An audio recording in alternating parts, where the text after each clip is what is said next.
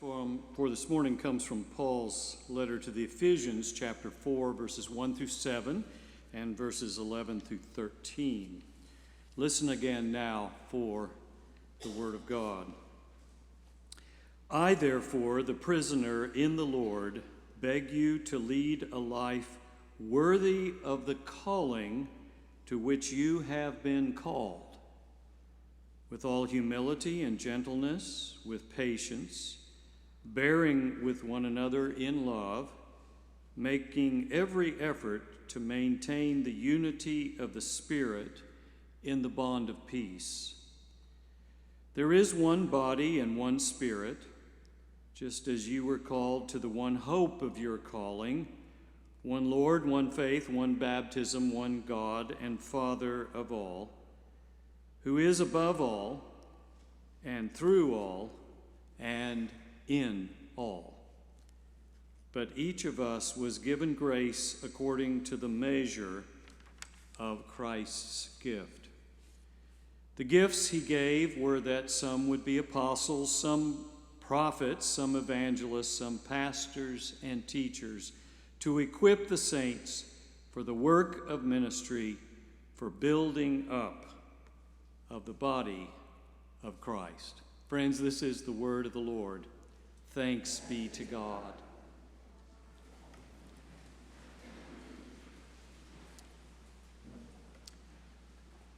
God uses everyone is the theme of both of the passages we read this morning from Galatians and Ephesians. God uses everyone. I heard the other day about a woman who was caught breaking the speed limit up in Virginia, and the patrolman said, "Ma'am, do you realize you were doing 95 miles per hour?" And she said, "Well, that's what the sign says," pointing. He said, "What?" And she pointed, "It says I-95 right there." He said, "I'm glad I caught you before you got on Highway 301. Well, this is a message to all of us that we just need to slow down a little bit and take stock of our lives. Slow down and look at how we're living together in our families, in our communities, our church, wherever. We need to just slow down and take a look. And that's what Paul is trying to get us to do in this Galatians passage and the Ephesians passage. And 3 points emerge as we look at these texts. The first one is we need each other. It doesn't matter who you are, how great you think you are, you need others just to make it in life. Even if you live alone, you need food from the grocery store. We need heating and air conditioning. We need cars, trains, planes, public transportation. We need the internet. Well, maybe you don't need the internet, but some people do and seem to live off of it. We need each other, and that's part of what Paul is trying to say, as we need to bear with one another in love, seeking unity of the Spirit in the bond of peace. And Paul even thanks all of his followers in many of his letters, thanking them for working together and how important they are to each other. The truth is, we need each other even in public speaking situations. What is a public speaker without a public? It's just someone talking alone. I remember one of my colleagues at Union Seminary years ago, John Leith, a wonderful theologian, amazing lecturer, who was so adamant about not missing his classes when he taught. Sometimes he'd have to go out of town to lecture. So he would go down to the audiovisual department and have them video record his lecture that would then be on a TV monitor in the classroom when he was gone. And I remember walking by one time, seeing 70 students taking notes with John Leith up on the video monitor, going away, going all over all this theological language. And then one of our colleagues on the faculty drew up a cartoon of John Leith on a video monitor and 70 tape recorders on the class desks. No students, no professor. The question is education really going on here? I guess it was the future of online education. The truth is, how do you have a public speaker without a public. I mean, I could come in here this afternoon and stand in this pulpit by myself in this sanctuary and give this sermon with no one here. But who would benefit from that at all? We all need each other. Political parties sort of understand that, sort of need to learn that. I mean, we need all of the different sides, Democrat, Republican, to make our country work. They need to work together. Sometimes it's hard to imagine, but we all need each other. It doesn't matter, right, left, we need to work together. Dietrich Bonhoeffer, in his book Life Together, talks about that little huddle of Christians crammed into that Nazi prison when they had no church building, no pulpit, no table, no organ. They were the people of God gathered together, and they needed each other. One of the most popular events in those churches, Presbyterian churches particularly, that are near Austin, Texas, is to go to a place called Mo Ranch. It's a Presbyterian conference center, about 400 acres, and there's a Guadalupe River that runs right through it. And one of the most popular events at many of these retreats is about 3:30 every afternoon. All the people gather into the river just up from the slide, and they begin to cram together to build a human dam and see if they can break the record from the year before of how high they can make the water rise. It's kind of an amazing experience. Jane and I have experienced that when we were there years ago. The truth is, though, no one person could build that dam. We needed everyone working together to build it. So the first point coming out of these texts from Galatians and Ephesians is we need each other. The second is we need each other's gifts. No organization can make it without lots of people with lots of different gifts. Some are leaders, some are followers, some are organizers, some are nurturers and marketers, some are the ones who do the simple jobs. And everyone is important. The truth is, we need every single one of us. And our gifts are unique. They're special. They're not the same. And we shouldn't compare ourselves with others. You know, some are apostles, says Paul. Some are prophets. Some are evangelists. Some pastors. Some teachers. We have all different kinds of gifts. And we shouldn't compare ourselves with others, no matter what our gifts are or what theirs are or how great they are. I remember attending a Bible study for Senate staffers, U.S. Senate staffers, led by Lloyd Ogilvie, who was the Senate chaplain at the time. Unfortunately, he passed away just a couple of weeks ago. Was a wonderful, wonderful leader, pastor in California and other places. And I remember him talking about not comparing to the Senate staffers, not comparing themselves with others around in the U.S. Senate or on other staffs.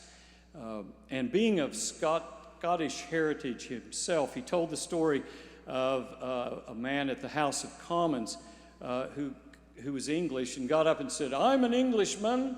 I've always been an Englishman. I'm proud to be one, and I will always be an Englishman."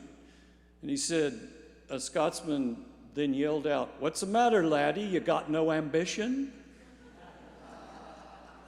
You see, we shouldn't compare ourselves with others because we all have gifts. Each one of us has a gift that God has given us, a purpose, a reason that we are here. And our job is to figure it out. I used this quote, I think it was Mark Twain who said it in a benediction just 2 or 3 weeks ago. I'll just use it again. The two most important days of your life are the day you were born and the day you figure out why. Those are the two most important days in your life. Frederick Buechner talks about your calling, your true calling, is the grand coalescence between your greatest joy and the world's deepest need. When those two come together, it's like you're in the zone, you're in kairos moments. You lose all sense of time. And it has to be both an internal sense of calling and an external sense of calling. An internal sense of calling means you feel like you want to do this, that God is leading you to do this, whatever it is. And the external sense of calling means other people think you actually ought to do it, that you have the gifts to do it. So we would have students at seminary who had grown up in the church, and they'd been patted on the head and told you'd be a great minister. They weren't feeling it themselves, but they'd been told that's what they should do. And they came to seminary, and then Greek hit them up the side of the head. Or maybe their first church, it just wasn't there. They didn't feel it themselves. Then there were others who were sure that God was leading them into the ministry, but there was no one else saying that that's what they ought to do. And we tried to help them understand that the PC they saw in the sky was really plant corn and not preach Christ. Try to figure out what you're really supposed to do with your life. But thank God for those who plant corn, because not everybody should be a preacher or a pastor. You see, there is a variety of gifts, says Paul, and everyone is important. Think for a moment about a jigsaw puzzle and how important it is to have lots of different pieces. And each piece is important. And if you don't get all the pieces together, if there's a piece missing, maybe your piece, then the whole thing doesn't quite fit together. In Costa Rica, they have a plant called the Catch Me If You Can plant. And every leaf is different. You can look at it carefully to see if you can find one that's identical, but you'll spend a lifetime. Everyone is different. Each leaf, like a snowflake, like a child, like a precious gift of God, made imago Dei. That's what each one of us, we are like the leaves on the Catch Me If You Can plant. The story of Rabbi Yitzhak appearing in heaven, and he saw a friend, and he said, the most exciting thing, they didn't ask me if I lived like Moses. They asked me if I lived like Yitzhak, like myself. You see, this is not a cookie-cutter religion. God needs every single one of us, no matter how different we are. And we saw that in the human dam. All colors, all different sizes of people crammed in together, shoulder to shoulder, backside to backside, trying to keep that water, the rising tide of the flood of bad things happening in the world. It's almost a microcosm, almost symbolic of what we are called to do as the church. So the first point is we need each other. The second point is we need each other's gifts.